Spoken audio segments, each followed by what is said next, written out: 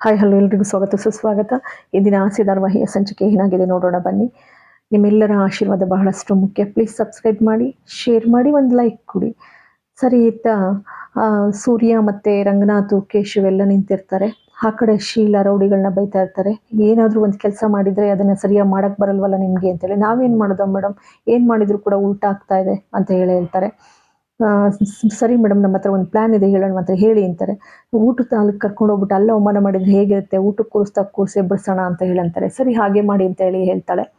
ಸರಿ, ಇತ್ತ ಬಂದಮೇಲೆ ಆನಂತರ ವಾಸುದೇವ ಬಂದ್ಬಿಟ್ಟು ಏನು ಮಾಡಿದೆ ಪ್ಲ್ಯಾನು ಅಂತ ಹೇಳ್ತಾರೆ. ಈಗ ನೋಡಿ, ಈಗ ಆಗುತ್ತೆ, ಈಗ ಊಟದಲ್ಲಿ ಕಳಿಸಿದ್ದೀನಿ, ಈಗ ಮಾಡ್ತಾರೆ ನೋಡಿ ಸರಿಯಾಗಿ, ಈಗ ಗಲಾಟೆ ಎಬ್ಬಿಸ್ಬಿಡ್ತಾರೆ. ಅವ್ನು ಸುಮ್ಮನೆ ಇರ್ತಾನೆ, ಅವನು ಮುಂಗೋಪಿ ಸೂರ್ಯ ಅಂತ ಹೇಳ್ತಾಳೆ.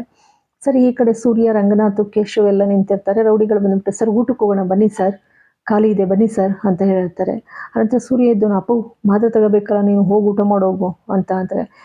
ಸರಿನಪ್ಪ ಮಾಡಬೇಕು, ಆದರೂ ಹೋಗಪ್ಪು, ನೀನೇ ನಿಂತ್ಕೊಂಡು ಏನು ಮಾಡ್ತೀಯಾ, ಬಾ ನೀನು ಬಾ ಹೋಗೋಣ ಅಂತೇಳಿ ಹೋಗ್ತಾರೆ. ಹೋಗ್ಬಿಟ್ಟು ಊಟದ ಹಾಲಲ್ಲಿ ಕೂತಿರ್ಬೇಕಾದ್ರೆ ಆನಂತರ ಇತ್ತ ಶೀಲಾ ಮತ್ತು ವಾಸುದೇವ್ ನೋಡಿ ಖುಷಿ ಪಡ್ತಾ ಇರ್ತಾರೆ. ಊಟ ಬಡಿಸಿದಾಗ ರಂಗನಾಥ್ ಹೇಳಿದ್ರು, ಏನಪ್ಪ ಭಾರತ ದೇಶದಷ್ಟು ವಿಶಾಲವಾಗಿದೆಯಲ್ಲ, ಎಲ್ಲ ಮೆನು ಇಷ್ಟು ದೊಡ್ಡದಾಗಿದೆ. ಹ್ಞೂನಪ್ಪ, ಭಾರತ ದೇಶದಷ್ಟೇ ವಿಶಾಲವಾಗಿದೆ, ಎಲ್ಲ ಖಾದ್ಯಗಳು ಕೂಡ ಹಂಗೆ ಇದೆ ಅಂತ ಹೇಳ್ತಾರೆ. ಅಪ್ಪ ಒಲೆ ಮುಂದೆ ಕಾಯೋಕ್ಕಾಗಲ್ಲ, ಊಟದ ಮುಂದೆ ಸುಮ್ಮನಿರೋಕ್ಕಾಗಲ್ಲ, ಬಾರಿಸು ಅಂತ ಹೇಳ್ತಾರೆ. ಅಷ್ಟಲಿ ವಾಸುದೇವ್ ಶೀಲಾ ನೋಡೋಣ ಅಂತ ಬರ್ತಾರೆ. ಇದೇನೇ ಇದು ಗಲಾಟೆ ಆಗುತ್ತೆ ಅಂದರೆ ಇವರೇ ಊಟ ಬಡಿಸ್ತಾ ಇದ್ದಾರಲ್ಲೇ ಅಂತ ಹೇಳಿ. ಆನಂತರ ಏನು ಬಿಗ್ರೆ, ನೀವು ಊಟ ಕೂತ್ಕೋಬಾರ್ದೆ? ಇಲ್ಲ ಪಾಪ, ಮಕ್ಕಳು ಹಸ್ತಿದೆ ಅಂತ ಬಂದ್ವು, ಹಾಗಾಗಿ ಜಾಗ ಬಿಟ್ಕೊಟ್ಟು ಅಂತ ಹೇಳ್ತಾರೆ. ಎದ್ದೇಳಿ ಅವ್ರು ಊಟ ಮಾಡಲಿ ಅಂತಾರೆ. ಛೇ ಅಂಥ ತಪ್ಪೇನಾರ ಮಾಡಿ ಅಮ್ಮ, ಬೇಡ ಮಹಾಪಾಪ, ಮಕ್ಕಳು ಹೊಟ್ಟೆ ತುಂಬ ಊಟ ಮಾಡಿದರೆ ನಮ್ಮ ಹೃದಯ ತುಂಬೋದು ಆಗಲೇ ನಮ್ಮ ಅಂತ ಹೇಳ್ತಾರೆ. ನಾವೇ ಅವಮಾನ ಮಾಡೋಣ ಅಂತ ಹೋದರೆ ಇವರೇ ಊಟ ಬಡಿಸ್ತಾ ಇದ್ದಾರೆ, ನಾವಿನ್ನೇನು ಅವಮಾನ ಮಾಡೋಕ್ಕೆ ಸಾಧ್ಯ, ಸರ್ವರ್ ಆಗಿ ಕೆಲಸ ಮಾಡ್ತಾ ಇರೋರನ್ನ ಅಂತೇಳಿ ಅಂದ್ಕೊಂಡು ಬರ್ತಾರೆ. ಆನಂತರ ಬಂದ ಮೇಲೆ ಎಲ್ಲ ಊಟ ಬಡಿಸಿ ಈ ಕಡೆ ಬರ್ತಾರೆ. ಬಂದ ನಂತರ ಎಲ್ಲ ದೃಷ್ಟಿ ತೆಗೆದುಬಿಡಿ ಎಲ್ರಿಗೂ ಕೂಡ ಶೀಲಾ ಹೇಳ್ತಾಳೆ. ಹಾಗಂದಾಗ ಮೀನನ್ನು ಕರೀತಾಳೆ. ಮೀನನ್ನು ಕರೆದುಬಿಟ್ಟು, ಶಾಂತಿ ಹೋಗಿ ಕರ್ಕೊಬೋಗವಳನ್ನ ರೋಹಿಣಿನ ಅಂತ ಹೇಳಿ. ಆನಂತರ ರೋಹಿಣಿಗೆ ಬಂದ ಅಂತೇಳಿ, ಏನಕ್ಕಂತೆ ದೃಷ್ಟಿ ತೆಗಿಬೇಕಂತೆ ನಿಮಗೆ, ಬನ್ನಿ ಅಂತ ಹೇಳುತ್ತಾಳೆ. ಸರಿ ಬರ್ತಾರೆ ಅವರು ಕೂಡ. ಇತ್ತ ಇವಳು ಕೂಡ, ಶ್ರುತಿ ಕೂಡ ಹಾರ ತೆಗಿತಾ ಇರ್ತಾರೆ. ತೆಗಿಬಿಡಮ್ಮ, ಹಾರ ಸಮೇತನೇ ದೃಷ್ಟಿ ತೆಗಿಬೇಕು, ಸುಮ್ಮನಿರು ಅಂತ ಹೇಳ್ತಾಳೆ. ಸರಿ ಹಾರ ಹಾಕ್ಕೊಂಡೇ ಇರ್ತಾಳೆ. ಎಲ್ರಿಗೂ ಎಲ್ಲ ಇಬ್ಬರು ಜೋಡಿಗಳಿಗೂ ಕೂಡ ದೃಷ್ಟಿ ತೆಗಿಬೇಕಾದ್ರೆ ಕೂತಿದ್ದವನು ಸೂರ್ಯ ಸುಮ್ಮನೆ ಇರೋದಿಲ್ಲ.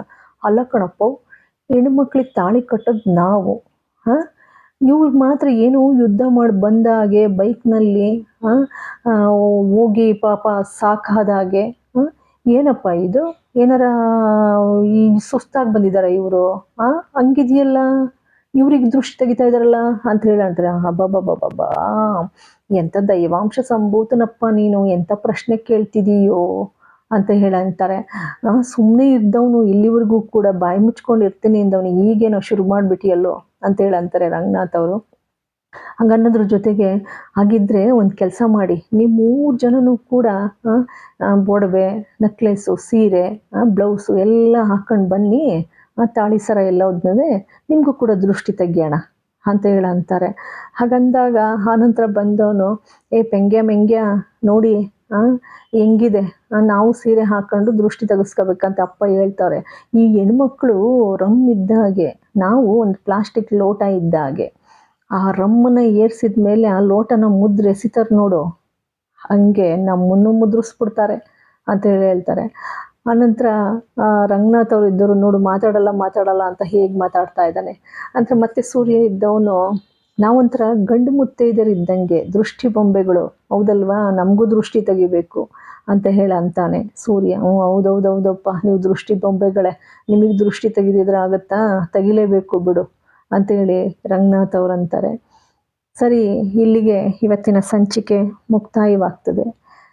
ಎಲ್ಲರಿಗೂ ಕೂಡ ಮತ್ತೊಮ್ಮೆ ಮಗದೊಮ್ಮೆ ಧನ್ಯವಾದಗಳು.